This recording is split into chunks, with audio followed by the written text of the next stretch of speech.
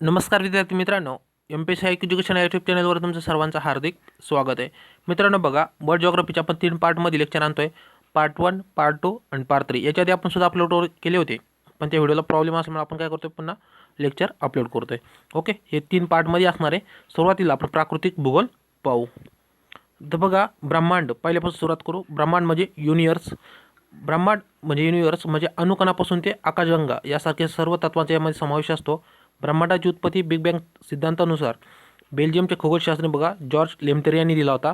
ब्रह्मांडाच्या अभ्यासाची सुरुवात इसवी सन 140मध्ये प्रसिद्ध खगोल तज्ज्ञ होते टॉलोमी याद्वारा पृथ्वी ब्रह्मांडाच्या केंद्रामध्ये तर बाकीचे ग्रह व सूर्य पृथ्वीची परिक्रमा करत असे प्रतिपादन केले. म्हणजे पृथ्वी केंद्रित सिद्धांत कोणी मांडला होता? टॉलोमीने मांडला होता. त्यानंतर कोपर्निकस आले 1473 ते 1543 कालखंड आहे. पोलंडचे होते बघा. यांनी काय सांगितलं? ब्रह्मांडाच्या केंद्रामध्ये सूर्य आहे व सर्व ग्रह सूर्याची परिक्रमा करतात. यांनी सूर्यकेंद्री ब्रह्मांडाचा सिद्धांत मांडला. त्यानंतर जॉन केपलर आले. यांनी ग्रहांची गती, सूर्यापासून ग्रहांची दीर्घवृत्तीय कक्षा, सूर्याची सापेक्ष ग्रहांची गती आणि सूर्यापासून ग्रहाचे अंतर याविषयी सिद्धांत मांडला. नंतर गॅलिलिओ आले बघा 1605मध्ये. यांनी दुर्बीणद्वारे ग्रहांचा अभ्यास केला. नंतर न्यूटन आले. यांनी गुरुत्वाकर्षणाचा नियम मांडला. यांचा कालखंड होता 1642 ते 1727मध्ये. त्यानंतर बघा 1781मध्ये बघा विल्यम हार्शेल ब्रिटिश खगोलशास्त्री होते बघा. यांनी अरुण म्हणजे युरेनसचा शोध लावला. एडविन हबल, तुम्हाला माहिती आहे हबलचा टेलिस्कोप, त्याने काय केलं, एका दुर्बीणद्वारे 1924मध्ये ब्रह्मांडात आपल्या आकाशगंगेसारखे लाखो संख्यामध्ये मिल्की वे आहेत. म्हणजे आपली जी आकाशगंगा आहे बघा, तिला मिल्की वे म्हटलं जातं. तर अशा अनेक लाखो काय आहेत, मिल्की वे आहेत. त्याच्यामध्ये रेड शिप आणि व्हायलेट शिप चालत असतं. आपण ते पाहणार आहे नंतर. आकाशगंगा बघा त्याला गॅलेक्सी म्हटलं जातं. असंख्य ताऱ्यांच्या समूहाला आकाशगंगा म्हणतात. ब्रह्मांडामध्ये 10 मिलियन किंवा 1010 किंवा 1010 तारे आहेत. एका आकाशगंगेमध्ये 1 मिलियन किंवा 1011 तारे आहेत. आपले सूर्यकुल म्हणजे सोलर सिस्टीम आकाशगंगेत आहे. तिला मंदाकिनी आकाशगंगा किंवा दुग्धमेघला म्हणलं जातं. मिल्की वे आकाशगंगा म्हणली जाते. आपली आकाशगंगा आहे बघा सर्पिलाकार आकाराची आहे. त्यामध्ये एरावत पथ नावाच्या पथावर आपली सूर्यकुल आहे. ओरेनला निबुला म्हणलं जातं किंवा एरावत पथ यावर काय आपली आकाशगंगा आपल्याला सापडते किंवा सूर्यकुल त्याच्यावर आहे. नंतर अँड्रोमेडा आकाशगंगा बघा. आपल्या आकाशगंगेच्या सर्वात जवळची आकाशगंगा आहे ती 2.2 × 10⁸ प्रकाश वर्ष अंतरावर आहे. प्रकाश वर्ष माहिती असेल तुम्हाला. एका वर्षामध्ये प्रकाशात जेवढे अंतर जातं त्याला 1 प्रकाश वर्ष म्हणलं जातं. प्रोक्झेनिया सेंच्युरी आपल्या सूर्यापासून सर्वात जवळचा तारा आहे. 4.3 प्रकाश वर्ष अंतरावर आहे. आपल्या आकाशगंगेचा सर्वात चमकणारा तारा सिरियस डॉग स्टार आहे. हे लक्षात ठेवा. हे की पॉईंट आहेत, याच्यावर क्वेश्चन डायरेक्ट विचारू शकतात. त्यानंतर सौरमंडल किंवा सूर्यकुल बघा. सूर्यकुलामध्ये 8 ग्रह आहेत, उपग्रह आहेत, लघुग्रह आहेत. लघुग्रहाला आपण ॲस्ट्रॉइड म्हणतो आणि त्याला बटुग्रह म्हणतो. धूमकेतू, उल्का हे सूर्याभोवती फिरत राहतात. आता परिक्रमण रेव्होल्यूशन बघा.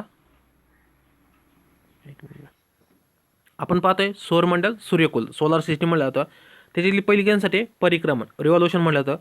पृथ्वीसहित सर्व ग्रह सूर्याची परिक्रमा करतात. प्रत्येक ग्रहावर सूर्याची चारही बाजूने एक परिक्रमा करण्यासाठी लागणाऱ्या वेळेला त्या ग्रहाचे 1 वर्ष म्हटले जाते. हा काळ सूर्यापासून ग्रहाच्या अंतरावर अवलंबून आहे. त्याला ग्रहाचे परिक्रमण असे म्हटले जाते. पृथ्वीवर ऋतूचे परिवर्तन पृथ्वीच्या परिक्रमण काळामुळेच होते. पृथ्वीचा परिक्रमण काळ हा 365 दिवसाचा आहे. त्याला पृथ्वीचं 1 वर्ष म्हणलं जातं. त्यानंतर परिभ्रमण म्हणजे स्वतःभोवती फिरणे, त्याला रोटेशन म्हटलं जातं. तर बघा व्याख्या काय, सूर्याच्या भोवती फिरणारे ग्रह आपल्या स्वतःच्या अस्तावर एक चक्कर पूर्ण करण्यासाठी लागणाऱ्या वेळेला परिभ्रमण असे म्हणतात. पृथ्वीचा परिभ्रमण काळ हा 24 तासाचा आहे. त्याला पृथ्वीचा 1 दिवस म्हणतात. त्यानंतर पहिला तारा पाहू, सूर्य. आपल्या आकाशगंगेतलं एक तारा म्हणजे सूर्य आहे. सन म्हणलं जातं इंग्लिशमध्ये. सूर्य एक तारा आहे. सूर्याची वय सरासरी 5 वर्ष अब्ज आहे. सूर्य स्वतःच्या प्रकाशाने प्रकाशित आहे. सूर्यामध्ये ऊर्जेचा स्रोत केंद्रकीय सनलय म्हणजे न्यूक्लिअर फिजनद्वारे होते. सूर्यामध्ये बघा किती घटक आहेत, हायड्रोजन आहे, हेलियम आहे आणि इतर घटक आहे. सर्वात जास्त हायड्रोजन आहे 70%, त्यानंतर 28% हेलियम आहे आणि इतर 2% आहे. त्यानंतर सूर्यापासून पृथ्वीचे सरासरी अंतर 14.96 करोड किलोमीटरचे आहे. सूर्यापासून पृथ्वीचे कमाल अंतर 15.2 करोड किलोमीटरचे आहे, ज्याला आपण अपसूर्य म्हणतो. प्रत्येक वर्षाला 4 जुलैला हे अंतर आपल्याला पाहायला भेटतं, म्हणजे कमी अंतर 15.2 करोड. आणि सूर्यापासूनचे पृथ्वीचे किमान अंतर 14.70 करोड आहे. पुन्हा एकदा का, कमाल आणि किमान. कमाल म्हणजे जास्तीत जास्त, किमान म्हणजे कमी. इथं कमाल अंतर दिले 15.2, त्याला अपसूर्य म्हटलं जातं. प्रत्येक वर्षाच्या 4 जुलैला हे असतं. आणि किमान जे अंतर आहे 14.70 करोड आहे, हे 3 जानेवारीला असतं. सर्वात जवळची स्थिती म्हणली जाते त्याला. त्यानंतर सूर्यापासून पृथ्वीवर प्रकाशासाठी लागणारा वेळ हा 8 मिनिटं 20 सेकंदाचा आहे. सूर्य पृथ्वीपेक्षा 113 पटीने मोठा आहे. सूर्याचे क्षेत्रफळ 13,80,200 चौरस किलोमीटर आहे. सूर्याच्या केंद्रातील तापमान हे 15 दशलक्ष सेंटीग्रेडमध्ये आहे. त्यानंतर परिमंडळ. परिमंडळ बघा, कोरोना म्हटलं जातं. सूर्याच्या चारही बाजूने किनाऱ्यालगत एक पातळ वातावरण असते किंवा सूर्याचा परीघ, त्यास कोरोनाच्या किंवा परिमंडळ असे म्हणतात. पुन्हा एकदा एका सूर्याच्या चारही बाजूने एक पातळ वातावरण असतं बघा. एक कोरोनाचा किंवा उजेडाचा भाग असतो, त्याला कोरोना म्हणतात किंवा परिमंडळ म्हणतात. कोरोना सूर्यग्रहणाच्या वेळी दिसतो. कोरोनामुळे सूर्यग्रहणाच्या वेळेस डायमंड रिंग तयार होते, त्याला प्रकाशमंडल म्हणतात. प्रकाशमंडल बघा, फोटोस्फेअर म्हटलं तर सूर्याचा पृष्ठभाग ज्यामुळे तो प्रकाशवान दिसतो त्याला प्रकाशमंडळ असे म्हणतात. त्यानंतर केंद्र म्हणजे काय? कोर. सूर्याच्या बाबतीत गोष्ट बघतोय. सूर्याच्या केंद्रामध्ये 15 दशलक्ष सेंटीग्रेड तापमान असते. सूर्याच्या पृष्ठभागावर काही काळ्या रंगाच्या रेषा आढळतात, त्यांना पॉनहॉरप रेषा असं म्हटलं जातं. ओके. नंतर सूर्याच्या अनेक काळे डाग आहेत, त्याला सूर्यडाग म्हणतात किंवा सनस्पॉट म्हणतात. प्रत्येक 11 वर्षाने या अंतराने डागांची संख्या कमी होते. पुन्हा एकदा का, प्रत्येक 11 वर्षाच्या अंतराने या डागांची संख्या कमी जास्त होत असते, त्याला सूर्यडाग असं म्हणतो किंवा सनस्पॉट सायकल असं म्हणतो. सूर्याच्या पृष्ठभागावर प्रकाशाच्या विस्फोटनानंतर निघणाऱ्या ऊर्जेला कॉस्मिक किरणे असे म्हणतात, ज्यामुळे पृथ्वीवर चुंबकीय किरणांचे वादळ निर्माण होते. त्यामुळे पृथ्वीच्या वातावरणातील रेडिओ संचारमध्ये अडथळा निर्माण होतो. त्यानंतर विद्युत चुंबकीय किरणामुळे पृथ्वीच्या दोन्ही ध्रुवावर वेगवेगळ्या रंगाच्या छटा निर्माण होतात. उत्तर ध्रुवावर त्याला अरोरा बोरिलिस म्हटलं जातं आणि दक्षिण ध्रुवावर अंटार्क्टिका तिथं ऑरोला ऑस्ट्रेलिस म्हटलं जातं. त्यानंतर ग्रह भाऊ. सूर्य पाहिलं, ग्रह म्हणजे प्लॅनेट म्हटलं जातं इंग्लिशमध्ये. सूर्यकलामध्ये सुरुवातीला 9 ग्रह असे शोधले होते. आता त्याच्यातून प्लुटो बाहेर काढल्यामुळे एकूण 8 ग्रह राहिलेत. 25 ऑगस्ट 2006 रोजी IAUच्या बैठकीत प्लुटोला ग्रहाच्या श्रेणीतून बाहेर काढले. आंतरिक ग्रह कोणकोणते आहेत आणि बाह्य ग्रह कोणकोणते आहेत? आंतरिक ग्रहमध्ये बुध, शुक्र, पृथ्वी आणि मंगळ येतात, सूर्यापासून जवळचे 4 ग्रह. बाह्य ग्रहमध्ये गुरु, शनी, अरुण, वरुण येतात. तर आकारानुसार ग्रहाचे क्रम बघा. उतरता क्रम, ग्रहाचे क्रम विचारले, आपले उतरता क्रम विचारले म्हणजे मोठ्याकडून लहानाकडे. तर पहिला मोठा सर्वात ग्रह कोणता? गुरु. त्यानंतर शनी, तिसरा अरुण, चौथा वरुण, पाचवा पृथ्वी, 6वा शुक्र, 7वा मंगळ आणि 8वा बुध आहे. सूर्यापासून अंतरानुसार ग्रहाचा क्रम उलटे जरा. आता बुध पहिलं, दुसरं शुक्र, तिसरं पृथ्वी, चौथं मंगळ, 5वं गुरु आहे, 6वं शनी आहे, 7वं अरुण आहे, 8वं वरुण आहे. आता पहिला ग्रह पाहू, जे सूर्यापासून जवळचे अंतराव आहे, त्याला बुध म्हटलं जातं. मर्क्युरी इंग्लिशमध्ये म्हटलं जातं. सूर्यमालेतील सर्वात छोटा व जवळचा ग्रह आहे. बुधला एकही उपग्रह नाही. दिवसा कडक ऊन व रात्री गोठणारी थंडी. बुधचा तापमानभर सर्वाधिक आहे.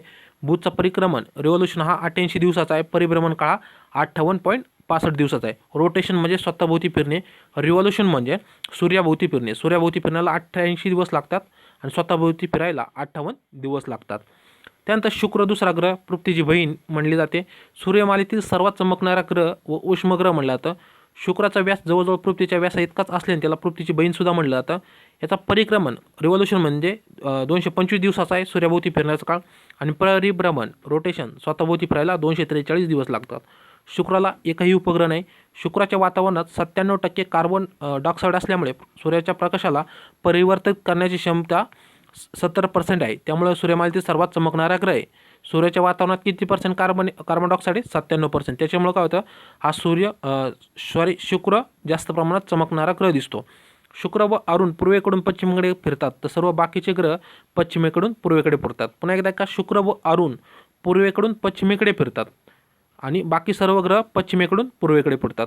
शुक्राला सकाळचा तारा म्हटलं जातं किंवा मॉर्निंग स्टार किंवा संध्याकाळचा स्टार किंवा इव्हनिंग स्टार सुद्धा या नावाने ओळखलं जातं. त्यानंतर पृथ्वी, इंग्लिशमध्ये याला अर्थ म्हटलं जातं. सूर्यमालेतील एकमात्र ग्रह ज्यात जीवसृष्टी आहे. आकारानुसार 5वा मोठा ग्रह आहे. निळा ग्रह सुद्धा म्हटले जाते. याची घनता आहे 5.52 ग्रॅम घन सेंटीमीटर. 1 वर्ष म्हणजे परिक्रमा रिव्हॉल्युशन म्हटलं जातं. 365 दिवस लागतात. 8 तास 48 मिनिटं 46 सेकंद. नंतर सरासरी 365 दिवस व 6 तास मानलं जातं. 1 दिवस म्हणजे परिभ्रमण रोटेशन म्हटलं जातं. पृथ्वीचं रोटेशन काळ हा 24 तासाचा आहे. पृथ्वीचे वर्तमान वय 4.6 अब्ज वर्ष आहे. पृथ्वीचे क्षेत्रफळ 51 करोड किलोमीटर सरासरी आहे. भूमी क्षेत्र बघा 29% आहे. 71% पाणी आहे. 14.98 करोड किलोमीटरचे भूमी क्षेत्र आहे. महासागरी क्षेत्रफळ 71% आहे. 36.11 करोड किलोमीटरचे एवढं क्षेत्र आहे.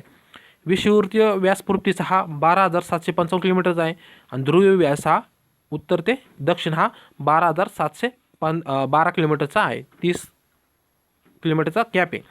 त्यानंतर बघा, गुरुत्वाकर्षणाद्वारे बाहेर जाण्यासाठी अवकाशाचा वेग हा 11.2 किलोमीटर पर सेकंदचा आहे, जे रॉकेट प्रक्षेपण करण्यासाठी वापरलं जातं. ध्रुवीय परीघ बघा 40,224 किलोमीटर आहे. पण एकदा का ध्रुवीय परीघ पृथ्वीचा 40,024 किलोमीटरचा आहे. विषुववृत्तीय परीघ हा 40,075 किलोमीटरचा आहे. उपग्रह बघा एक हे चंद्र म्हटलं जातं त्याला.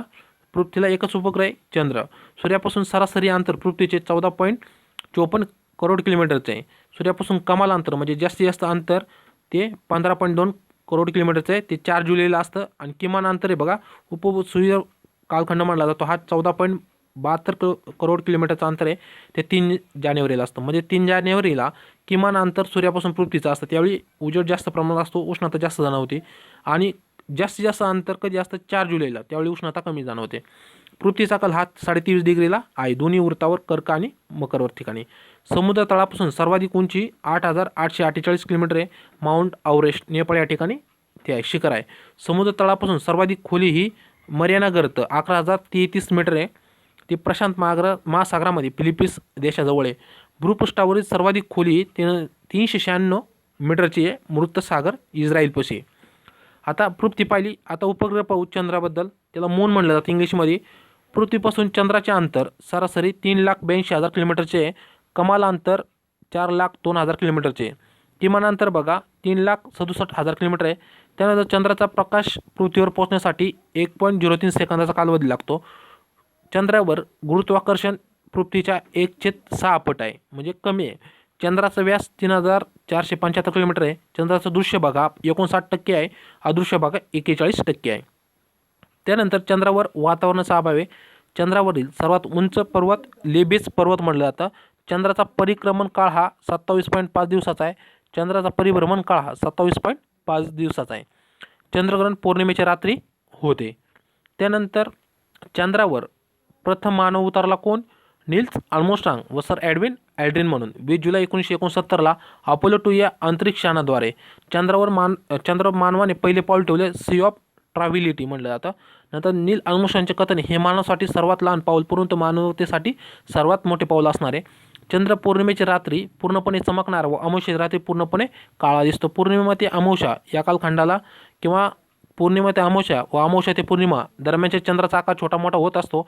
याला चंद्रकला म्हटलं जातं, मून फेज म्हटलं जातं. आता पौर्णिमा ते अमावस्या बघा, ज्यावेळी पौर्णिमेवरून अमावस्याकडे जातो 15 दिवसाचा कालखंड असतो, याला कालाष्टमी म्हणतात. आणि अमावस्यावरून पौर्णिमेकडे जातो त्याला शुक्ल पक्ष किंवा अष्टमी म्हणतात. पौर्णिमा ते अमावस्या कृष्ण पक्ष, अमावस्या ते पौर्णिमा शुक्ल पक्ष. त्यानंतर पौर्णिमा ते दुसरी पौर्णिमा या काळात चंद्रमास म्हटले जाते की लुनर मंथ म्हटलं जातं. आणि एकाच महिन्यात 2 पौर्णिमा आल्यास पहिल्या पौर्णिमेच्या चंद्राला फुल मून आणि दुसऱ्या पौर्णिमेच्या चंद्राला ब्ल्यू मून म्हटलं जातं. आता मंगळ ग्रह बघा, आधी पृथ्वी पाहिली, त्यानंतर चंद्र पाहिला, त्यानंतर मंगळ पाहू. मंगळाला इंग्लिशमध्ये मार्स म्हटलं जातं. लाल ग्रह हा याचा व्यास 6,787 किलोमीटर. परिक्रमण म्हणजे सूर्याभोवती फिरायला काळ हा 687 दिवसाचा आहे. परिभ्रमण सरासरी 24 तासाचा आहे.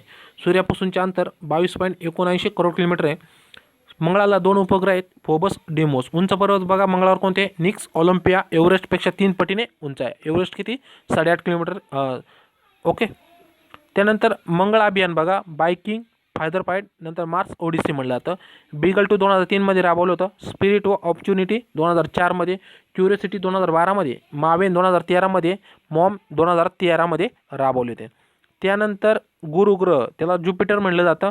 सूर्यापासूनचे अंतर आहे 87.83 करोड किलोमीटर आहे. व्यास बघा 1,42,800 किलोमीटर आहे. परिक्रमा 12 वर्षच लागतं. परिभ्रमण 9.8 तासच लागतं. त्यानंतर सूर्यमालेतील सर्वात मोठा ग्रह कोणता आहे? गुरु आहे. मास्टर ऑफ गॉड म्हटलं जातं. सूर्यमालेतील सर्वात फास्ट ग्रह व सर्वात छोटा दिवस त्याच्यावरच असतो. पुन्हा एकदा का सूर्यमालेतील सर्वात फास्ट ग्रह आहे, सर्वात मोठा ग्रह आहे आणि सर्वात छोटा दिवस असणारा ग्रह गुरु हा आहे. उपग्रह बघा 29 आहेत. गॅनिमेडा, कॅलिस्टा व युरोपा हे प्रमुख आहेत. सूर्यमालेतील सर्वात मोठा उपग्रह त्याचा गुरुचा गॅनिमेडा आहे. गुरुवर एक विशालकाय डाग आहे, त्याला ग्रेट रेड स्पॉट म्हटलं जातं, जे एक तीव्र चुंबकीय वादळ आहे. त्यानंतर शनी ग्रह, गुरुनंतर शनी सॅच्युर म्हटलं जातं. सूर्यापासूनचे अंतर बघा 142.70 करोड किलोमीटर आहे. पुन्हा एकदा का शनीचे सूर्यापासूनचे अंतर 142.70 करोड किलोमीटर आहे. व्यास 1,20,500 किलोमीटर आहे. परिक्रमा 29 वर्षे परिभ्रमण, स्वतःभोवती फिरण्याला 10.3 दिवस लागतात. पृथ्वीला 24 तास लागतात. त्यानंतर उपग्रह बघा, 62 उपग्रह आहेत. Titan, Tethys, Atlas, Rhea. Titan हा सर्वात मोठा ग्रह शनीचा आहे. शनीच्या भोवती बघा एक वलय रिंग म्हटलं जातं. त्या सूर्यमालेत त्याच्यामुळे काय होतं, तो सुंदर ग्रह दिसतो. सूर्यमालेतील सर्वात कमी घनतेचा ग्रह व सर्वात हलका ग्रह म्हटलं जातं. पृथ्वीपासून उघड्या डोळ्यांनी दिसणारा हा शेवटचा ग्रह आहे. अरुण बघा, उरेनस म्हटलं जातं. सूर्यापासूनचे अंतर आहे 287.96 करोड किलोमीटर आहे. व्यास 5,51,400 किलोमीटर. पुन्हा एकदा का, अरुणच्या व्यास किती आहे, 51,400 किलोमीटर. परिक्रमा 84 वर्ष, परिभ्रमण 16.2 दिवस. उपग्रह बघा अरुणचे 27 आहे. त्याच्यामध्ये टिटेनिया, मिरिंडा, एरियल, ओयर्ना, कार्डिलिया व MBL हे प्रमुख आहे. याला हिरवा ग्रह सुद्धा म्हणलं जातं, ग्रीन प्लॅनेट. मिथेनमुळं 1781 मध्ये सर विल्यम मार्शलद्वारा हे शोधलं होतं. परिक्रमा याची पूर्वेकडून पश्चिमेकडे बाकी ग्रहांच्या याच्या विरुद्ध असते. वरून बघा नेपच्यून म्हणलं जातं. सूर्यापासूनचे अंतर बघा 4. पुन्हा एकदा एका वरून, त्याला इंग्लिशमध्ये नेपच्यून म्हणलं जातं. वरूनचे बघा सूर्यापासूनचे अंतर 497.6 करोड किलोमीटर आहे. व्यास 48,700 किलोमीटर आहे. परिक्रमा 165 दिवस आहे. परिभ्रमण 18.2 दिवस आहे. उपग्रह 13 आहेत. टायटन, नेरिडा प्रमुख आहेत. 1846 मध्ये सर्जेजी गेले द्वारा शोधलं गेलं होतं. याला पिवळा ग्रह सुद्धा म्हटलं जातं. पिवळा ग्रह कोणत्या ग्रहाला म्हणतात, वरुण ग्रहाला. सूर्यापासूनचा सर्वात दूरचा ग्रह आहे. त्यानंतर प्लुटो, ज्याला ग्रहाच्या श्रेणीतून बाहेर काढले. सूर्यापासूनच्या अंतर याचे 591.35 करोड किलोमीटर आहे. व्यास 3000 किलोमीटर आहे. परिक्रमा 248 वर्ष आहे. परिभ्रमण 6 दिवस 9.3 तास आहे. उपग्रह बघा शेरॉन, निक्स, हायड्रा. कोणाचे आहेत, प्लुटोचे आहेत. विषय बघा मत प्रमुख. तर 24 ऑगस्ट 2006ला AUच्या बैठकीत प्लुटोला ग्रहाच्या दर्जातून बाहेर काढलेला आहे. प्लुटोला बटुग्रह सुद्धा म्हटलं जातं किंवा बटुग्रहामध्ये त्याला समाविष्ट केलं आहे. प्लुटो हा नेपच्यूनच्या कक्षेत कापत असल्याकारणाने त्याला ग्रहाच्या यादीतून बाहेर काढलेले आहे. त्यानंतर लघुग्रह किंवा ॲस्ट्रॉइड म्हटलं जातं. मंगळ व गुरु ग्रहामध्ये करोडो किलोमीटरच्या क्षेत्रामध्ये विविध आकाराच्या पिंडाची पट्टीला क्षुद्रग्रह म्हटलं जातं. कोणत्या ग्रहाच्या दरम्यान, मंगळ व गुरु. क्षुद्रग्रह सूर्याची परिक्रमा करतात. सर्वात मोठा क्षुद्रग्रह हा सिरस आहे. धूमकेतू बघा कॉमेट म्हटलं जातं. धूमकेतूला शेपटी तारे किंवा पुच्छ तारे म्हटले जाते. सूर्याच्या जवळ असल्याने धूमकेतूला किंवा धूमकेतूच्या मध्य भागात जळायला लागल्याने गॅस निर्मिती होते व त्याची पूट तयार होते. आता त्यानंतर हेलीचा धूमकेतू. धूमकेतू पाहतोय आपण. हेलीचा धूमकेतू म्हटलं जातं. हा 76 वर्षांनी दिसतो. शेवटचा 1986 मध्ये दिसला होता. नंतर शुमकेर लिव्ही हा एक धूमकेतू 9 नावाचा धूमकेतू कधी दिसला होता, 1994 मध्ये गुरुवर आपटला होता. उल्का बघा, अंतरिक्षमध्ये आकाशीय पिंड जे धूळ व गॅसपासून बनले असतात त्याला उल्का म्हणतात. पुन्हा एकदा का, अंतरिक्षमध्ये आकाशीय पिंड जे धूळ व गॅसपासून बनलेलं असते त्याला उल्का असे म्हणतात. उल्का पृथ्वीच्या गुरुत्वाकर्षणामुळे वातावरणात प्रवेश करायला लागतात, जळायला लागतात, उल्कापात म्हणतात. लोणार सरोवर उल्कापातामुळेच निर्माण झाले. आता हा चार्ट आहे एक सोप्यामध्ये, तुम्हाला व्हिडिओ कॉज करून हा चार्ट नक्की वाचा. महत्त्वपूर्ण माहिती पाहू. मेष सूर्यकुलबद्दल. सर्वात मोठा ग्रह गुरु आहे. सर्वात छोटा ग्रह बुध आहे. सूर्यापासून सर्वात जवळचा ग्रह बुध आहे. सूर्यापासून सर्वात लांबचा ग्रह नेपच्यून, त्याला इंग्लिशमध्ये वरुण म्हणतात. सर्वात चमकणारा ग्रह शुक्र आहे. सर्वाधिक उपग्रह असणारा ग्रह गुरु आहे, त्याला 63. शनीला 62 आहे किंवा 67 आहे बघा गुरुला. शनीला 62 आहे. सर्वात थंड ग्रह नेपच्यून आहे, वरुण म्हणलं जातं. सर्वात हलका ग्रह शनी. सर्वात जड ग्रह गुरु. लाल ग्रह मंगळाला म्हणलं जातं. हिरवा ग्रह अरुणला, त्याला इंग्लिशमध्ये युरेनस म्हणतात. निळा ग्रह पृथ्वीला म्हणतात. पिवळा ग्रह नेपच्यूनला म्हणतात. सकाळ व संध्याकाळचा तारा शुक्र या ग्रहाला म्हणतात. पृथ्वीची बहीण शुक्राला म्हणतात. सूर्यमालेतील सर्वात मोठा उपग्रह गॅनिमेडा गुरु आहे. ओके, आपण आता काय पाहिलं, पृथ्वीचे जे आपण म्हणतो ना आकाशगंगा, सौरमंडल हे पाहिलं.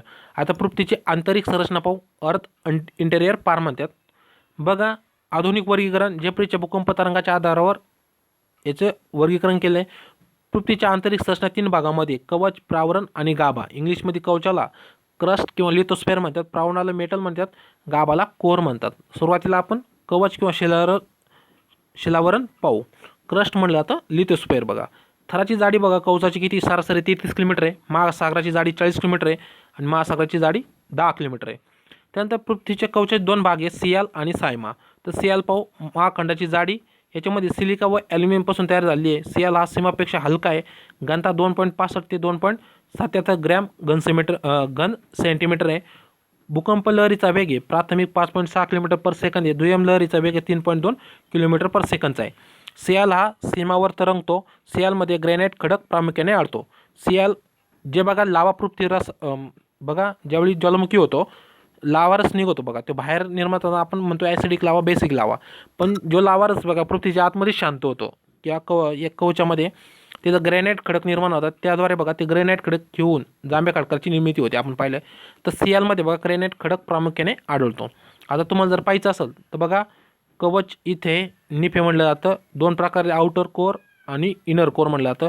नंतर इथं प्रावरण आणि इकडं भूकवच किंवा लिथोस्फेअर म्हटलं जातं. त्यानंतर माहिती पाहू सीमा. पहिले सियाल पाहिलं. सीमा बघा महासागराची धाराची जाडी आहे, सिलिका व मॅग्नेशियमपासून निर्मिती झाली आहे. सीमामध्ये बेसाल्ट खडक प्रामुख्याने आढळतो. घनता बघा याची 2.85 तर 3.3 ग्रॅम घन सेंटीमीटर आहे. भूकंप लहरीचा वेग आहे प्राथमिक लहरी 6 ते 7.2 किलोमीटर पर सेकंद आहे.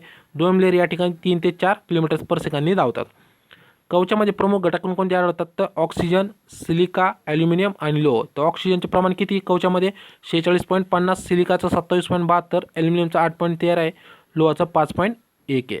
कवचामध्ये बघा फेलस्पर, क्वार्ट्ज, मायका सर्वाधिक मात्रामध्ये आढळतात. सियाल व सियामा थराची घनता ज्या भागात बदलली जाते त्याला कॉन्ड्रेड विलकता असे म्हणतात. सियाल आणि सायमा कोणत्या याच्यामुळे विलकता होती तर कॉन्ड्रेड विलकतामुळं किंवा वेगळे होतात. प्रावरण त्यानंतर बघू. आता कवच पाहिलं किंवा लिथोस्फेअर शिलावरण पाहिलं. आता दुसरा पार्ट म्हणजे प्रावरण. प्रावरणाची थराची जाडी बघा 40 ते 2900 किलोमीटरपर्यंत आहे. प्रावरणाचे दोन भाग आहेत, बाह्य प्रावरण आणि आंतरिक प्रावरण. बाह्य प्रावरणला आउटर मेटल म्हटलं जातं. थराची जाडी 40 ते 700 किलोमीटरची, घनता 3.1 ग्रॅम पर सेंटीमीटर क्यूब म्हटलं जातं.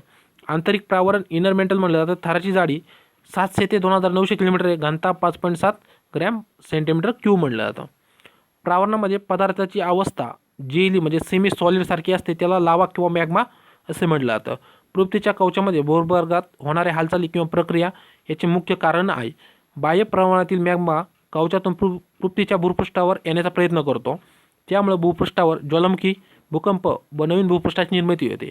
कवच व प्रावरण यांच्या सीमारेषेला मोविलकता असे म्हणतात. क्षेत्रफळ बघा पृथ्वीच्या एकूण घनफळापैकी 83% भाग कवच व प्रावरणाचा आहे. वस्तुमान बघा पृथ्वीच्या एकूण वस्तुमानात 63 भाग आहे. प्रावरणाचे दोन भाग पाहिले. त्यानंतर कवच पाहू, गाभा पाहू. गाभाला इंग्लिशमध्ये कोर्स म्हटलं जातं. सुरुवातीला ओके आपण कवच पाहिलं, त्यानंतर मेटल पाहिलं. कवचला सर्वांना माहिती असेल तुम्हाला. त्यानंतर मेटल पाहिलं, प्रावरण म्हटलं जातं. त्याचे दोन प्रकार पाडले. आता गाभाचे पण दोन प्रकार आहे, आंतरगाभा आणि बाह्यगाभा. तर गाभा म्हणजे कोर म्हटलं जातं. या थराची जाडी 2900 किलोमीटर ते 6371 किलोमीटर आहे. गाभाचे दोन भागामध्ये विभाजन आहे. बाह्य गाभा त्याला आउटर कोर म्हणतात, इनर गाभाला इनर कोर म्हटलं जातं. आता सुरुवातीला बाह्य गाभा पाहू. या थराची जाडी 2900 ते 5150 किलोमीटर आहे. घनता 10 ते 12 ग्रॅम सेंटीमीटर क्यूब आहे.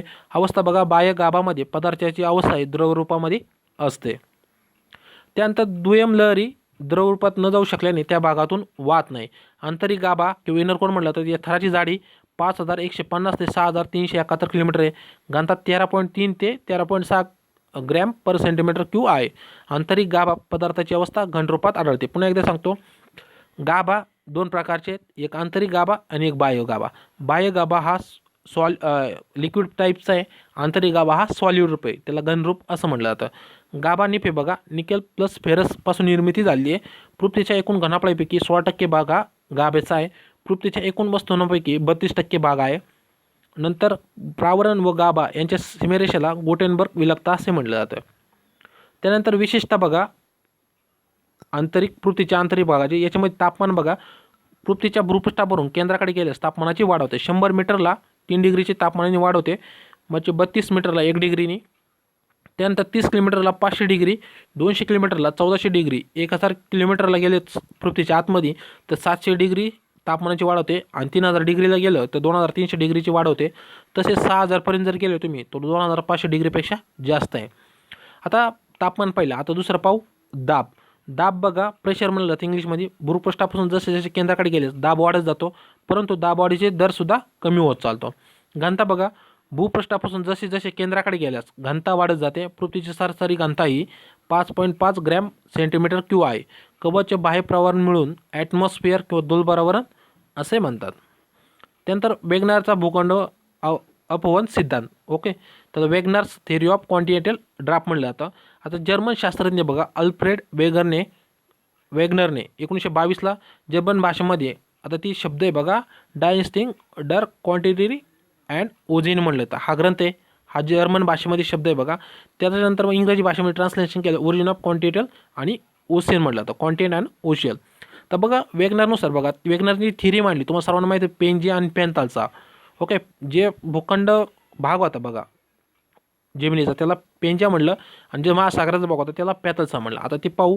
1924ला बघा वेगनरचे जे पुस्तक होतं ते इंग्रजी भाषांतर झालं, origin of continent and ocean. वेगनरनुसार पृथ्वीचे भूखंड, महाखंड व महासागर तयार होऊन महाखंडाला पेंजिया म्हटलं, महासागराला पॅन्थलचा नाव दिले. पेंजिया पाहू आता. 360 ते 286 दशलक्ष वर्षापूर्वी पेंजिया महाखंडाचे विभाजन होऊन वर्तमानमधील भूखंडाची स्थिती निर्माण झाली. जे आता खंड दिसतात बघा, उत्तर अमेरिका, दक्षिण अमेरिका, युरोप किंवा युरेशिया म्हणलं तर आशिया, नंतर अंटार्क्टिका, ऑस्ट्रेलिया, हे जे खंड दिसतात हे सुरुवातीला काय होतं, पेंजियाचा भाग होता. आणि जे समुद्र दिसतात बघा, पॅसिफिक, अटलांटिक, हे जे समुद्र दिसतात संपूर्ण ते हे पॅन्थलचा भाग होते. आता पेंजियामध्ये बघा 360 ते 286 दशलक्षापूर्वी पेंजिया महाखंडाचे विभाजन होऊन सध्याची भूखंडाची स्थिती निर्माण झाली आहे. पेंजियाच्या अवतीभोवती पॅथलचा महासागर होता, जे वर्तमानमध्ये प्रशांत महासागर म्हणून ओळखला जातो. पेंजी 2 भागामध्ये विभागणी झाली. एक म्हणजे अंगारालँड, त्याला लॉरिशियस म्हणलं जातं, आणि दुसरा म्हणजे गोंडवाना लँड. आता अंगारलँड बघा, ज्यात उत्तर अमेरिका, युरेशियाचा समावेश आहे. युरेशिया म्हणजे युरोप आणि आशियाचा. त्यानंतर गोंडवाना लँड, त्याच्यात दक्षिण अमेरिका, आफ्रिका, इंडिका. पुन्हा एकदा का गोंडवाना लँडमध्ये दक्षिण अमेरिका, आफ्रिका, इंडिया, अंटार्क्टिका, ऑस्ट्रेलियाचा समावेश आहे. सुमारे 300 दशलक्ष वर्षापूर्वी कार्बेनिफेरस काळामध्ये पेंजियाचे विखंडन सुरू होऊन वर्तमानामध्ये महाखंडाचा आकार व सापेक्ष स्थान प्राप्त झाले. भूखंड अपवहनातून आल्प्स, हिमालय, अटलास, नंतर अँडीज व रॉकीज पर्वताची निर्मिती झाली. सोप्या शब्दामध्ये वेगनरची थिअरी जर तुम्हाला माहिती आहे, याला क्वांटिटेटिव्ह ड्राफ्ट म्हटलं जातं. जर्मन शास्त्रज्ञ होता, यांनी जे पृथ्वीची निर्मिती झाली बघा ती संपूर्ण थिअरी मांडली. सुरुवातीला जो भूखंडाचा भाग होता जमिनीचा त्याला पेंजिया म्हटलं, आणि समुद्राचा भाग होता बघा त्याला पॅथलचा म्हटलं. पॅथलच्या नंतर समुद्रामध्ये इतर याच्यामध्ये वर्णन केलं, पण मूळ नाव त्याला पॅसिफिक सी म्हटलं जातं. त्यानंतर पॅथलसाचे पुन्हा प्रकार पडले आता, ज्या अटलांटिक सी वगैरे म्हणतो, आणि पेंजिया म्हणजे जमिनीचा जो भाग होता त्याच्यामध्ये 2 भाग विभाजन झाले, एक अंगारलँड आणि दुसरा गोंडवाना लँड. अंगारलँडमध्ये उत्तर अमेरिका आणि युरेशिया आणि युरोप आणि आशियाचा समावेश आहे. युरेशिया म्हणजे युरोप आणि आशिया. गोंडवाना लँडमध्ये दक्षिण अमेरिका, आफ्रिका, इंडिया, अंटार्क्टिका आणि ऑस्ट्रेलियाचा समावेश होतो. ओके, आता नेक्स्ट पार्टकडे जाऊ. त्यानंतर भूपट विवर्तनिक सिद्धांत, त्याला प्लॅट टेक्टोनिक थिअरी म्हटलं जातं. तर बघा, भूपट विवर्तनिक सिद्धांतानुसार पृथ्वीच्या भूपृष्ठावरील भाग वेगवेगळ्या खंड किंवा प्लेटपासून बांधलेला आहे. याची सरासरी जाडी 100 किलोमीटरची आहे, ज्यात अंतर्गत शिलावरण म्हणजे क्रस्ट म्हणलं जातं, बाह्य प्रावरणाला आउटर मेटल म्हणलं जातं. मॉर्गन म्हणजे 1968च्या अनुसार 6 प्रमुख व अन्य मेजर प्लेटचे वर्गीकरण केलं आहे. तर याच्यामध्ये 6 प्लेट कोणकोणत्या होत्या, युरेशियाची प्लेट, भारतीय प्लेट, आफ्रिकी प्लेट, चौथा अमेरिकी प्लेट, अंटार्क्टिका प्लेट आणि प्रशांत महासागरीय प्लेट. आयलरच्या सिद्धांतानुसार ह्या प्लेटचे भूपृष्ठावर भ्रमण करतात. प्लेटच्या किनाऱ्यालगत 3 भागामध्ये वर्गीकरण केले, रचनात्मक किनारा, विनाशकारी किनारा, नंतर संरक्षित किनारा. आता रचनात्मक किनारा पाहू. तर रचनात्मक किनारा म्हणजे कन्स्ट्रक्टिव्ह मार्जिन म्हटलं जातं, जेव्हा 2 प्लेट्स एक दुसऱ्याच्या विरुद्ध दिशेने गतिशील होतात, प्रावरणातील मॅग्मा येऊन थंड होऊन नवीन प्लेट तयार होते. या घटना महासागरीय कटक किंवा ओशन रीडद्वारे होतात. दुसरी बघा, विनाशी किनारी म्हणलं तर डिस्ट्रक्टिव्ह मार्जिन, जेव्हा 2 प्लेट एकमेकांना टक्कर मारतात. एक प्लेट जड पदार्थापासून दुसरी प्लेट हलकी असते, जड प्लेट पृथ्वीच्या गर्भाकडे जाते व हलकी प्लेट त्यावर तरंगते. हे कधी होतं, जेव्हा 2 प्लेट एकमेकाला टक्कर मारतात. एक प्लेट हलकी असल्यामुळे ती काय होते, वर सरकली जाते आणि जड प्लेट गर्भाकडे जाते. नंतर तिसरं म्हणजे संरक्षित किनारा, कन्झर्वेटिव्ह अँड ट्रान्सफॉर्म मार्जिन, जेव्हा 2 प्लेट एक दुसऱ्याच्या बाजूने सरकतात त्यामुळे ब्रश निर्माण होतो, टक्कर निर्माण होते. ओके, त्यानंतर बघा, प्लेट विवर्तनिक सिद्धांत आधारावर काही वलित पर्वतांची निर्मिती झाली आहे. पहिलं बघा, महाद्वीपीय व महासागरीय प्लेट. आता महाद्वीपीय व महासागरीय प्लेट जेव्हा टक्कर होते बघा, त्यावेळी काय होतं, महासागरीय प्लेट जड असल्याकारणे ती खाली जाऊन नष्ट होते. तिला मलबापासून वलीय पर्वतांची निर्मिती होते, उदाहरणार्थ रॉकी पर्वत आणि अँडीज पर्वत. दुसरं बघा, 2 महाद्वीप प्लेट असतात, याच्यामध्ये हिमालय पर्वत, त्याच्यामध्ये युरेशिया प्लेट व भारतीय प्लेट याच्यामध्ये समजली. म्हणजे जे भूखंडाचा जो प्लेट आहे बघा, भूखंडात जशी भारतीय प्लेट होती आणि युरेशियाची प्लेट, हे जेव्हा टक्कर मारते तेव्हा हिमालयाची निर्मिती झाली. त्यानंतर 2 महासागरीय प्लेट असतात बघा, समुद्रामध्येच होतात. जेव्हा 2 महासागरीय प्लेट एकमेकाला टक्कर मारतात बघा, ते ज्वालामुखी पर्वताची निर्मिती होते, त्यापासून बेटांची निर्मिती होते. याच्यामध्ये हवाई बेट प्रशांत महासागरात आहे, जपानचं प्रशांत महासागर येते. त्यानंतर भूकंप, अर्थक्वेअर म्हटलं जातं. तर बघा, भूकंपाचा शाब्दिक अर्थ आहे नंतर कंप, किंवा भूकंपाचा शाब्दिक अर्थ म्हणजे भू म्हणजे कवच व कंप म्हणजे कंपन, व्हायब्रेशन ऑफ ट्रिमर. भूकेंद्र बघा, भूकंप केंद्र म्हटलं तर सिस्मेटिक फोकस म्हटलं जातं. पुन्हा एकदा काय, भूकंप केंद्र. भूभागात ज्या बिंदूपासून भूकंप लहरी निर्माण होतात त्याला भूकंप केंद्र म्हणतात. आधी केंद्र म्हणजे इपिसेंटर. तर भूपृष्ठावरील असा भाग ज्यावर सर्वात पहिल्यांदा भूकंप तरंगाचा अनुभव होतो, म्हणजे जे भूकंप पृथ्वीच्या आतून भूपृष्ठावर येतात त्या ठिकाणी आधी केंद्र असं म्हटलं जातं. किल्लारी ठिकाणी तुम्हाला माहिती असेल, लातूर या ठिकाणी किल्लारी गावात भूकंप झाला होता, तर किल्लारी हे काय होतं, आधी केंद्र होतं, इपिसेंटर म्हटलं जातं. आणि लातूर व उस्मानाबादमध्ये ते पसरलं होतं. भूकंप झाल्यावर भूकंप लहरी उत्पन्न करतात, म्हणजे वेव्ह निर्माण करतात, ज्यांना भूकंप मापीद्वारे रेकॉर्ड केले जातात. भूकंप लहरीच्या तीव्रता रिक्टर स्केलमध्ये मापली जाते. रिक्टर स्केल म्हणजे बघा, अमेरिकी शास्त्रज्ञ चार्ल्स रिक्टर यांनी शोध लावला होता 1934मध्ये. त्याची कक्षा 1 ते 9च्या दरम्यान ही केली जाते. भूकंप निर्मितीचे कारण बघा, ज्वालामुखी उद्रेक, गडा प्रस्तरभंग, नंतर भूस्खलन, भूपट विवर्तनिके व मानवनिर्मित सुद्धा आहेत. भूकंप लहरी बघा, त्याच्यामध्ये 3 प्रकारच्या लहरी आढळतात. एक म्हणजे प्राथमिक लहरी, दुय्यम लहरी आणि एल लहरी, लॉंग वेव्ह म्हटलं जातं. तर प्राथमिक लहरी प्रायमरी वेव्ह सर्वात अधिक वेगवान लहरी असतात. यांचा वेग 5 किलोमीटर पर सेकंद ते 12 किलोमीटर पर सेकंद असतं. दोन्ही लहरीप्रमाणे कणांचे कंपन लहरीच्या संचार दिशेने किंवा लहरीच्या दिशेने पुढे मागे होते. ह्या लहरी द्रव, गॅस पदार्थाच्या तिन्ही अवस्थांमधून जातात. यांना अनुदैर्घ्य लहरी म्हटलं जातं. लॉन्जिट्युडनल व्ह्यू म्हटलं जातं, लांबलचक लहरी. त्यानंतर दुय्यम लहरी, प्राथमिक लहरी पहिली, यांचा संयुग सर्वात जास्त असतो, ते तिन्ही मेढेमधून जातात. आता दुय्यम लहरी बघा, याला सेकंडरी वेव्ह म्हटलं जातं. दुय्यम लहरी घन पदार्थातून पार होऊ शकतात, परंतु द्रव्य पदार्थातून पार होऊ शकत नाही. म्हणून बघा, गाभ्याचे आउटर गाभा याच्यातून पास होत नाही. बाह्य गाभा द्रव स्वरूपात असल्या कारणाने दुय्यम लहरी गाभातून पार होऊ शकत नाही. यांचा वेग प्राथमिक लहरीपेक्षा निम्मा असतो. कणांचे कंपन लहरीच्या दिशेने आरपार किंवा समलंबन दिशेने होते, म्हणून याला अनुप्रस्थ लहरी म्हटलं जातं. अनुप्रस्थ इंग्लिशमध्ये ट्रान्सफर वेव्ह म्हटलं जातं. तिसरं सरफेस वेव्ह, लॉंग वेव्ह म्हटलं जातं. भूपृष्ठीय लहरी ह्या दीर्घ लहरी असतात. यांचा वेग सर्वात कमी 3.2 पर सेकंद असतो. भूपृष्ठावर सर्वात शेवटी पोहोचतात. भूपृष्ठीय लहरी सागराच्या लहरीप्रमाणे भूपृष्ठावर प्रवाहित होतात. या लहरीमुळे महासागरात सुनामी निर्माण होतात. या लहरी सर्वात जास्त विनाशकारी असतात, त्याच्यामुळे नैसर्गिक आपत्ती किंवा नॅचरल डिझास्टर निर्माण होतं. त्यानंतर जगातील भूकंपीय क्षेत्र कोणकोणते आहेत? पहिलं म्हणजे प्रशांत महासागरीय पेटी. त्याच्यामध्ये जगातील 65% भूकंप या पेटीत होतात. प्रशांत पेटीमध्ये या पेटीत न्यूझीलंड, न्यू गिनी, इंडोनेशिया, चीन, जपान, नंतर कामचेट द्वीप, रशियाचा भाग आहे, कॅलिफोर्निया, नंतर अलास्का, इल्वडोर, पेरू, चिलीपर्यंत ह्या पेटी आहेत. याच्यामध्ये 65% भूकंप पेटी म्हणलं जातं, किंवा 65% भूकंप या पेटीत होतात. या पेटीला अग्निकंक किंवा रिंग्स ऑफ फायर म्हटलं जातं.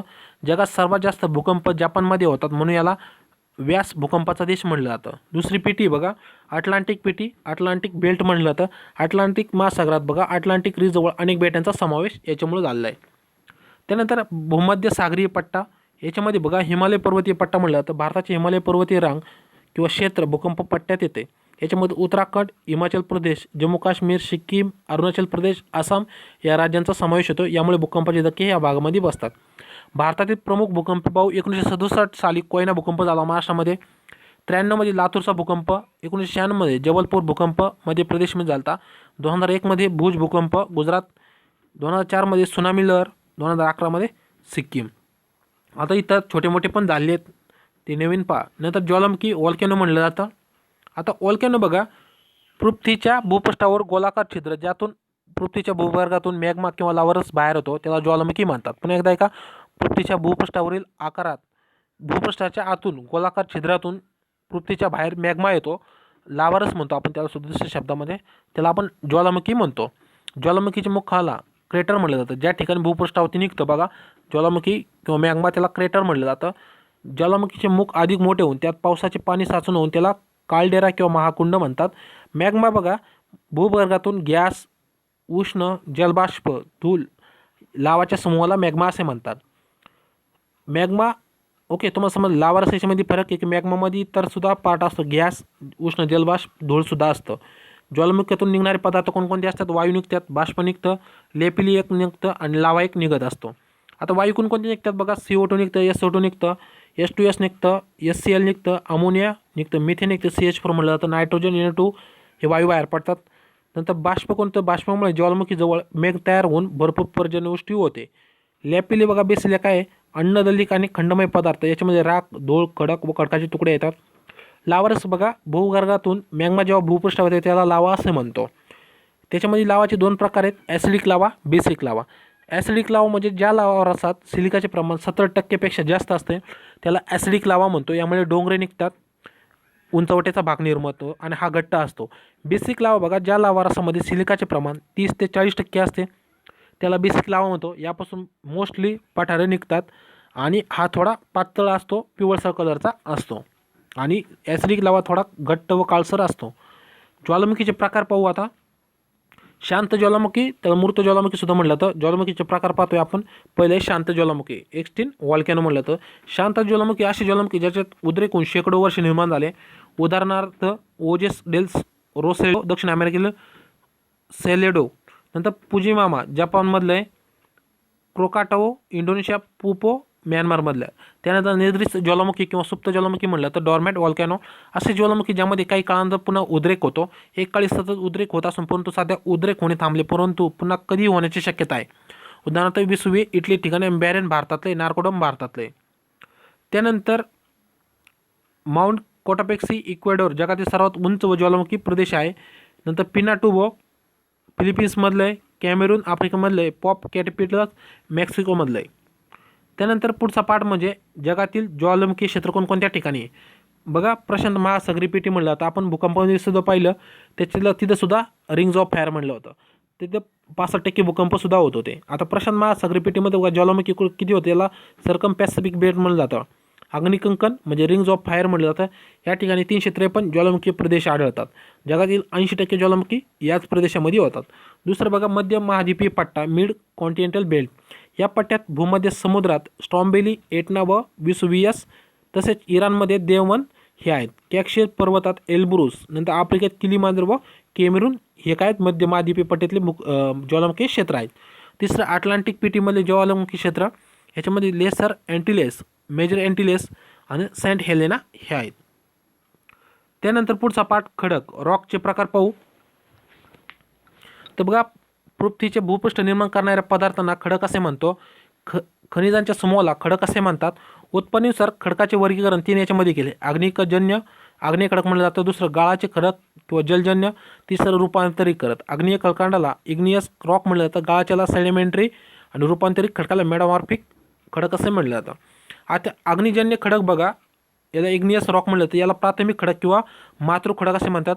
पृथ्वीच्या भूपृष्ठावर 95% खडक आग्नेय प्रकारचे ज्वालामुखी विस्फोटामुळे मॅग्मा भूभागातून पृथ्वीच्या पृष्ठावर किंवा आत थंड होऊन खडकाची निर्मिती होते.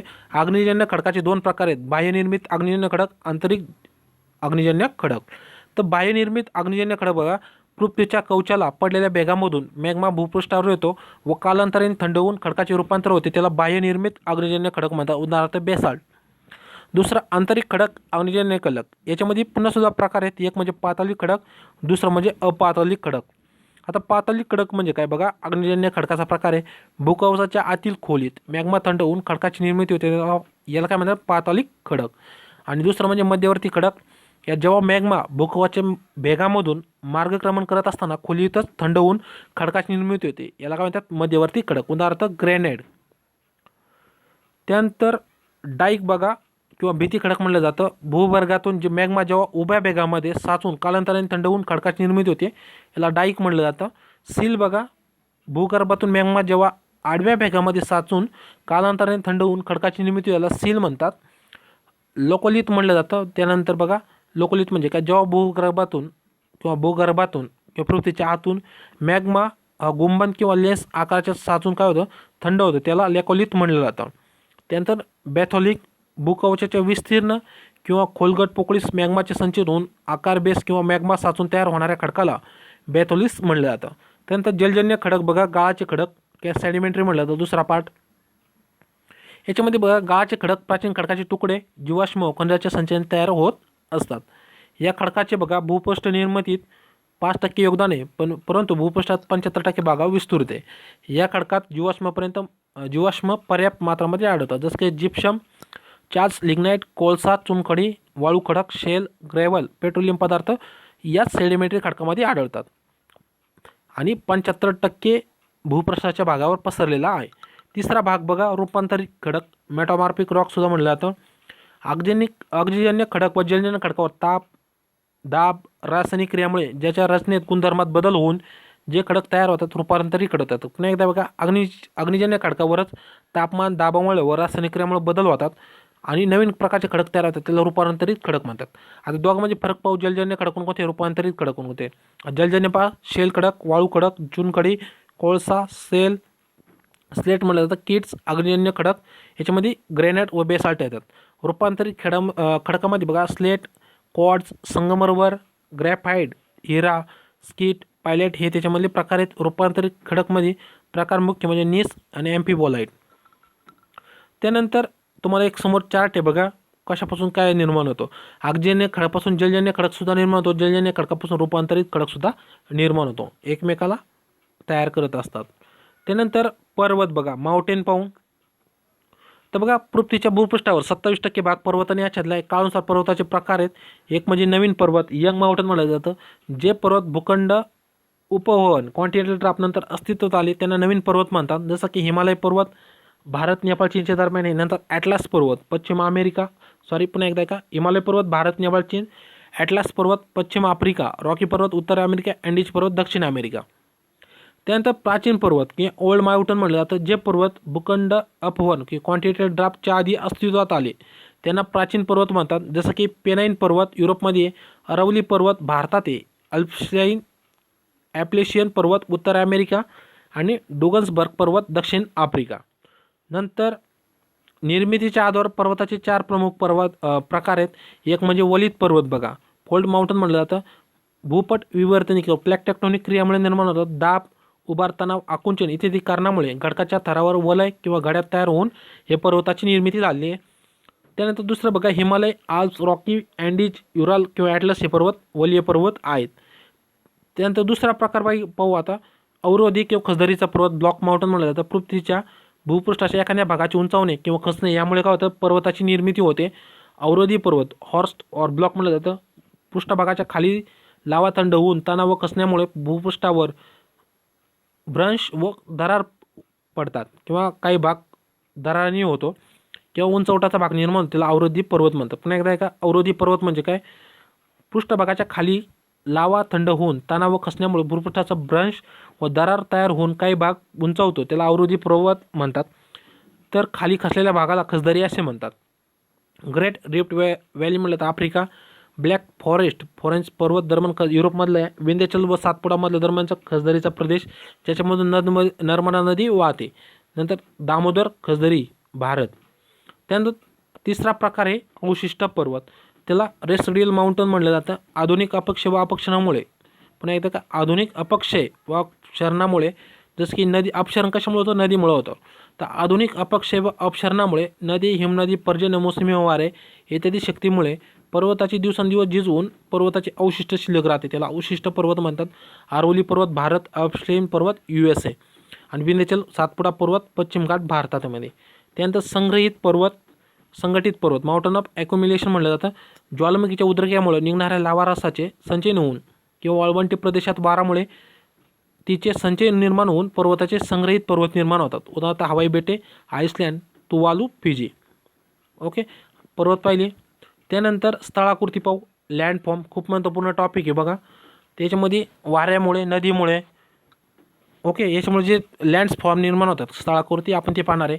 तर अपक्षय विधान म्हटलं तर वेदरिंग, बाह्य कारक शक्तीमुळे भूपृष्ठाची झीज होऊन प्रदेशातील मातृ खडकाचे अपघटन होऊन खडकाची झीज होते. खडकाचे एक संतपणा नाहीसा होऊन तो ठिसूळ बनतो व त्याचे लहान लहान तुकड्यामध्ये रूपांतर होते, त्याला अपक्षय म्हणतो आपण. नंतर अपक्षरण बघा, इरोजन म्हटलं तर इंग्लिशमध्ये अपक्षरणला गतिमान शक्तीमुळे, जसे की पर्जन्य, वारा यामुळे खडकाचे तुकडे होऊन दगडगोटे परस्पर आपटले जातात. त्यांचे लहान कणात रूपांतर होऊन ते एका ठिकाणाहून दुसऱ्या ठिकाणी वाहू लागतात, त्यांना क्षरण असे म्हणतो. तिसरा डिपॉझिशन बघा, निक्षेपण. अपक्षरणामुळे निर्माण झालेला गाळ एका ठिकाणाहून साचून नवीन भागाची निर्मिती होते, त्याला निक्षेपण असे म्हणतात. आता प्रकार पाहू नदी चक्राशी संबंधित भुरपे कशी निर्माण झाली. तर बघा पॉईंट ए अपक्षय व अपक्षरणद्वारे निर्माण होतात नदी चक्राशी. नदीच्या युवा अवस्थेमुळे काय काय निर्माण होतं. व्ही आकाराची दरी, गळी निर्माण होती, निद्री निर्माण होती, रांजण खळगे निर्माण होतं, धावत्या निर्माण होतं, धबधबा, नंतर गुंफित गिरिपात निर्माण होतात. ओके, हे होतं नदीच्या युवावस्थामुळे निर्माण होतं. आता नदीच्या प्रौढावस्थामध्ये बघा काय काय होतं. मियांडर किंवा नागमोडी वळणे म्हणतो, आणि दुसरं चंद्राकृती सरोवरे. त्यानंतर बघा वृद्धावस्था म्हणजे शेवटची अवस्था म्हणली जाते मैदानी प्रदेशात वाहताना. त्याच्यामध्ये डेल्टा निर्माण होतो किंवा त्रिभुज प्रदेश म्हणलं जातं. पुराचे मैदान, नैसर्गिक बांध, जलोद, शंकू आणि समतल प्राय मैदान निर्माण होतं. यासाठी सोपं एक उदाहरण म्हणजे गंगा नदी. ज्यावेळी डोंगरातून वाहताना फास्ट वाहती ती अवस्था असती. त्यानंतर थोडा स्लोप कमी होतो तर ती मॅच्युअर अवस्था म्हणजे प्रौढावस्था म्हणली जाते. आणि ज्यावेळी ती मैदानात प्रवेश करते बघा, उदाहरणार्थ बांगलादेश, बिहार यामध्ये, तर त्यावेळी काय होतं सपाट अवस्था, तिला वृद्धावस्था म्हणलं जातं. त्या ठिकाणून डेल्टा म्हणजे बांगलादेशमध्ये निर्माण होते बघा. तर दुसरं बघा भूमिगत जलनिर्मितीची भूरूपे. निक्षेपण बघा, याच्यामध्ये अधोमुखी व पातळ लावून स्तंभ निर्माण होतात. चुना निर्मित गुफामध्ये छतापासून तळापर्यंत लोंबकळणारे निर्मळते स्तंभ असतात. दुसरं ऊर्ध्वमुखी किंवा आकाशस्तंभ निर्माण होतात. आपण पुन्हा एकदा एका भूमिगत जल असतं बघा, जमिनीच्या आतमध्ये जे पाणी असतं त्याच्यामुळे काय काय निर्माण होतं. एक अधोमुखी पातळ लवण स्तंभ निर्माण होतात. दुसरं ऊर्ध्वमुखी आकाशीय स्तंभ निर्माण होतात जे चुना निर्मितीमुळे तयार होत जातात. तिसरं म्हणजे गुहा निर्माण होतात. केव पिलर म्हटलं जातं. एकमेकांना जोडले गेले तयार होणाऱ्या स्तंभाला गुहा असे म्हणतो. तिसरं कास्ट चक्राशी संबंधित भूरूपे. आता भूमिगत जल पाहिलं. तिसरं म्हणजे कास्ट चक्राची भूरूपे. तर बघा कास्ट चक्राशी याच्यामध्ये काय काय तयार होतं. अपक्षरण तुम्ही व्याख्या पाहिली. अपक्षरण म्हणजे काय, अपक्षरण म्हणजे काय. तर अपक्षरणमध्ये बघा अवकूट तयार होतं, विलयन तयार होतं, कुंड तयार होतं, सकुल तयार होतं, राजकुंड, शुष्कदरी, अंधदरी, बोगदा तयार होतं, गुहा तयार होतं. ओके, नंतर चौथं म्हणजे हेमानी चक्राशी निर्मिती भूरूपेमुळे काय काय तयार होतं. याच्यामुळे का ग्लासियल सायकल तयार होतं. सर्क म्हणलं जातं. हिमानी म्हणजे बर्फामुळे काय काय तयार होतात. तर सर्क म्हणलं जातं युवाकाराची दरी, लोमची दरी, गिरीशृक, मेनशिला, शृंगपुच्छ, हिमकाडी हे तयार होतात. निक्षेपणामुळे बघा तर हिमोड तयार होतं. हिमोडी गाळाचे मैदान तयार होतं. हिमोडगिरी तयार होतं. हिमोडकंटक तयार होतं. कंकतागिरी केस तयार होतं. ओके, त्यानंतर समुद्र तटीय चक्राशी संबंधित भूरूपे कोणकोणती असतात बघा. याच्यामध्ये अपक्षरणे समुद्रात तळाशी असणार आहे बघा. समुद्राच्या तळाशी बघतो अपक्षरणमुळे काय तयार होतं. आकार तयार होतं. अर्धगोळाकार कोनाडे तयार होतं. धानी छिद्र तयार होतं. सागरी कमानी, सागरी स्तंभ, तरंगदर्शित चबुतारा तयार होतं. निक्षेपणामुळे बघा पुळण तयार होतं. वाळूचे दांडे, भूसलंघन दांडा, सागरी किनारी, वालुकागिरी, तरंगनिर्मित चबुतारा हे समुद्र तळाशी निक्षेपणामुळे तयार होतं. आता शुष्क चक्राशी म्हणजे वाळवंटी ठिकाणी काय काय तयार होतं. हमदा तयार होतं जे खडकाळचं वाळवंट म्हणलं जातं. रंग बघा दगडाचं वाळवंट. अर्ग म्हणलं तर वाळूचे दूरभूमी. नंतर पर्वतीय वाळवंट तयार होतात. आता वाऱ्याचे कार्य काय काय बघा. अपवन म्हणलं तर डिप्लेशन. वाळवंटात अपक्षयामुळे खडकाचे सुट्टे कण वाऱ्याबरोबर एका ठिकाणाहून दुसऱ्या ठिकाणी स्थलांतर होऊन खोल खळगे तयार होतात. त्याला अपवन म्हणतो. अपघर्षण म्हणजे काय, ॲब्रेशन. वाऱ्याबरोबर वाहत येणारे धुळीचे व वाळूचे कण मार्गातील अडथळ्याचे अपक्षरण करतात. त्यांच्या वाऱ्याच्या मार्गातील खडक गुळगुळीत व चकचकीत होतात. त्याला अवकर्षण म्हणतात. सनिपर्शन म्हणजे ॲट्रिशन. वाऱ्याबरोबर वाहत येणारे वाळूचे लहान मोठे कण मार्गातील अडथळ्यावर तसेच परस्पर आदळल्याने त्यांचे लहान कणात रूपांतर होऊन शेवटी त्याचा भुगा निर्माण होतो. त्याला सनिघर्षण असे म्हणतात. आता अपक्षरण बघा याच्यामुळे काय काय तयार होतं. तर बघा अपक्षरणामुळे काय काय तयार होतं. वाऱ्यामुळे पाहतोय आपण. तर बघा वातगर तयार होतं. भूछत्र खडक तयार होतं. जुजेन निघतं. यार्दांग, दीपगिरी, मेसा, स्कंदगिरी, भूस्तंभ, नेसरी, गवाक्ष, वालुगिरी, बारखान आणि लोयसचं मैदान वाऱ्यामुळे तयार होतं. वाळवंटी प्रदेशात बघा पाण्यामुळे निर्माण होणारे भूरूपे. तर बघा प्लाया तयार होतं. त्याला वाळवंटी नद्यामध्ये खोलगट भागात पाणी साचून क्षारयुक्त सरोवर तयार होतात. त्यांना प्लाया म्हणतो. दुसरं बजदा. पर्वतरांगांनी वाढलेल्या दरीच्या काठावर खडकाचे तुकडे, वाळू व माती इत्यादी पदार्थ एकत्रित असतात. त्याला बजदा म्हणतो. पुन्हा एकदा का वाळवंटी प्रदेशाचं पाहतोय आपण. पर्वतरांगांनी वाढलेल्या दरीच्या काठावर म्हणजे पर्वतरांग आहे बघा वाळवंट ठिकाणी. दरीच्या काठावर खडकाचे तुकडे, वाळू व माती इत्यादी पदार्थ एकत्रित असतात. त्याला बजदा असे म्हणतो. त्यानंतर जलोद पंखा ॲल्युएल फॅन म्हणलं जातं. दरी काठावर निक्षेपणामुळे जलोद पंख तयार होतात. पदभूमी शिलापट बघा. वाळवंटी प्रदेशात पर्वताच्या पायथ्याशी जिजेचे सपाट मैदान तयार होते त्याला शिलापत असे म्हणतो. ओके, म्हणजे वाळवंटी प्रदेशात तुम्हाला समजला.